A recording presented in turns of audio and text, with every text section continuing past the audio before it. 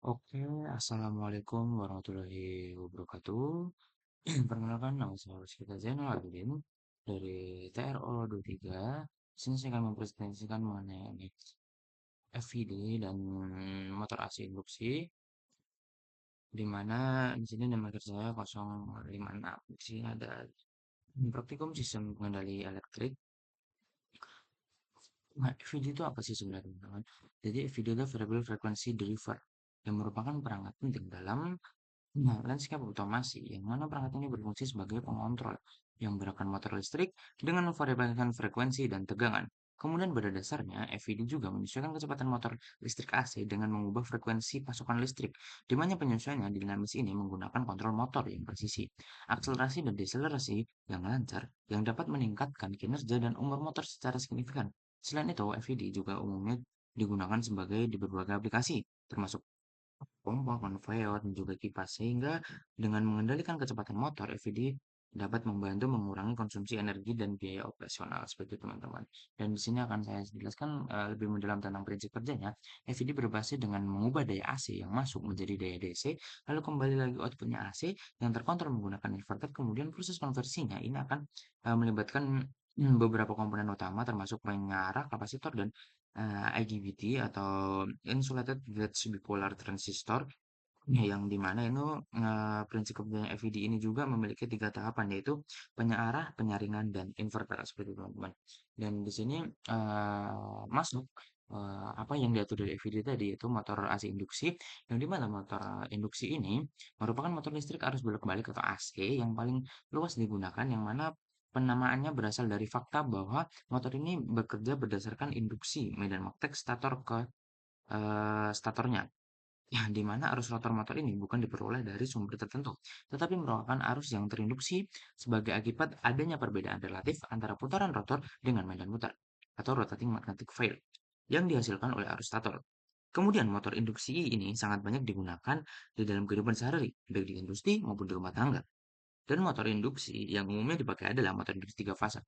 Dan motor induksi satu fase, yang mana motor induksi tiga fase ini dioperasikan pada sistem tenaga tiga fase dan banyak digunakan di dalam berbagai bidang industri dengan kapasitas yang besar seperti itu, teman-teman.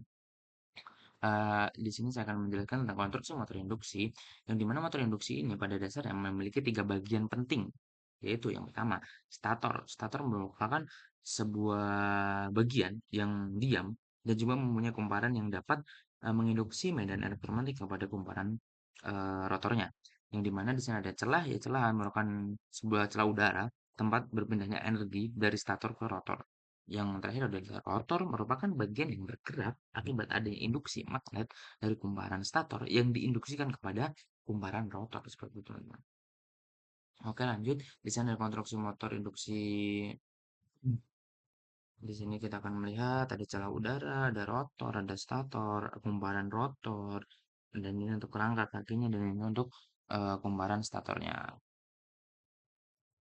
Oke, untuk prinsip kerjanya motor induksi sendiri bekerja berdasarkan basic induksi elektromagnetik, yang mana pada saat sumber AC tiga fase terhubung dengan kumparan stator, maka akan timbul medan putaran di stator akibat arus balik tersebut yang mengalir pada kumparan stator yang mempunyai beda antara fasenya sebesar 120 derajat. Kemudian induksi elektromagnetiknya dari medan putar stator ini akan memotong flux magnet pada batang konduktor atau rotor, karena kumparan rotor itu merupakan rangkaian tertutup sehingga akan menimbulkan tegangan dan arus induksi yang menghasilkan medan magnet pada rotor.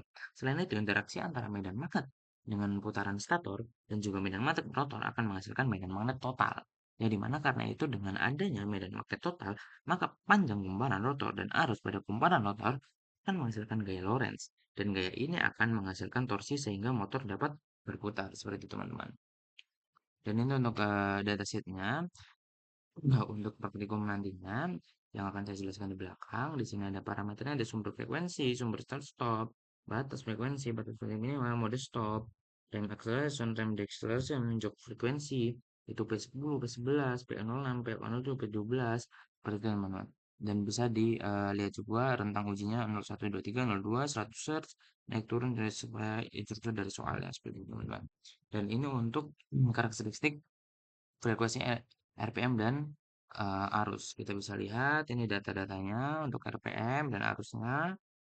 Dan ini untuk uji saat akselerasi dan deselerasi. Kita lihat untuk 3P34-nya tadi kan kita setting. Ini akan saya jelaskan di video selanjutnya, teman-teman. Nah, oke, kita akan menjelaskan tentang praktikum, akan saya apply di sini untuk dokumentasi dan sedikit penjelasan mengenai praktikum yang telah saya lakukan. Baik, di sini saya akan menggunakan studi pertama dalam kode 10 mengajukan dengan tahun itu. Selanjutnya kita menuju ke base di mana nilainya adalah sebesar 0. Selanjutnya kita menuju ke Vietnam, di mana dalam Vietnam ini nilainya 11. Lalu ke B7 selanjutnya dengan memberikan nilai awal sebesar 0. Selanjutnya kita akan menuju ke B12, yang di mana ini nilai 1. Setelah itu kita akan ke kode P34, di mana 34 ini akan memberikan nilai awal sebesar 20%. Dan terakhir kita akan kembali dulu dengan nilai awal 20%. Oke, di sini pengambilan data pengamatan dengan menggunakan result frekuensi sebesar 10 untuk mengukur RPM dan arus. Gunakan alat ukur dengan kita awal frekuensi 10 terlebih dahulu, kita ke frekuensi 20 untuk menguji hasil. Dari kita dapat menjadi kecamatan teman-teman. Lalu kita bisa ke frekuensi 30. Ini kita akan mengamati berapa arus RPM-nya. Setelah 30 selesai, kita lanjut ke 40. Setelah data stabil atau dari dapat itu, kita melanjutkan ke 100 dengan kali berurutan dengan cara kali 10 ya. 50, 40, 30, 40, 40, 60, 70, 90, 100 begitu. Kalau sudah sedikit stabil, kita mulai ke frekuensi ke 60. Kita tunggu saja, kita amat saja. Jika sudah, kita langsung ke 70. Setelah itu kita ke 80.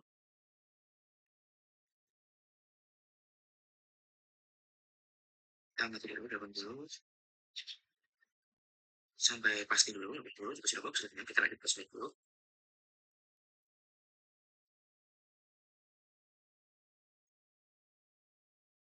Karena 80 belum stabil, kita masih menunggu. Oke. Setelah 80 stabil, sebentar lagi kita akan ke 90.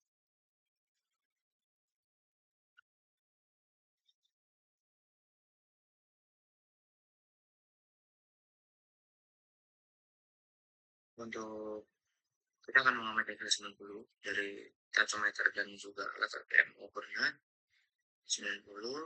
Setelah 90 data sudah stabil, kita akan lanjut ke 100 Hz.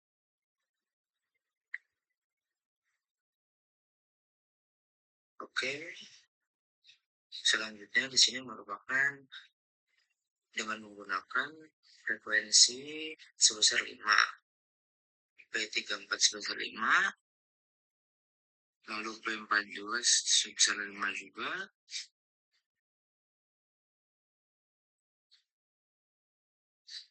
dengan frekuensi 75.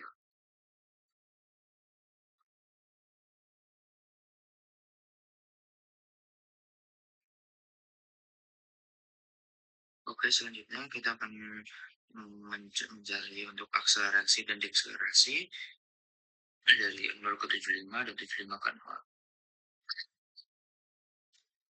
Oke, langsung saja kita lihat.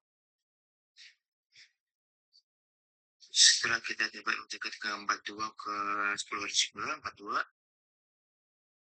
dengan frekuensi 75. Di sini kita akan mencari waktu akselerasinya. Kita waktu di mana 0 ke 75.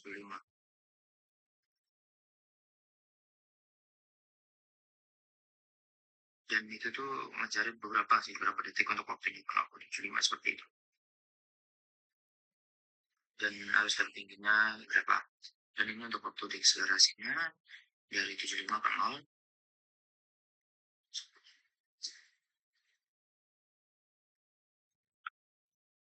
Oke, untuk deklarasinya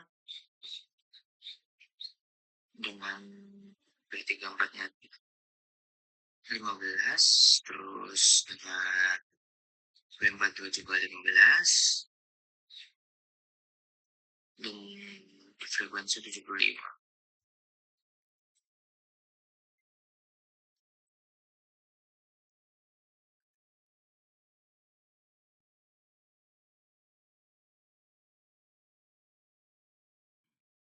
Oke, itu untuk praktikumnya.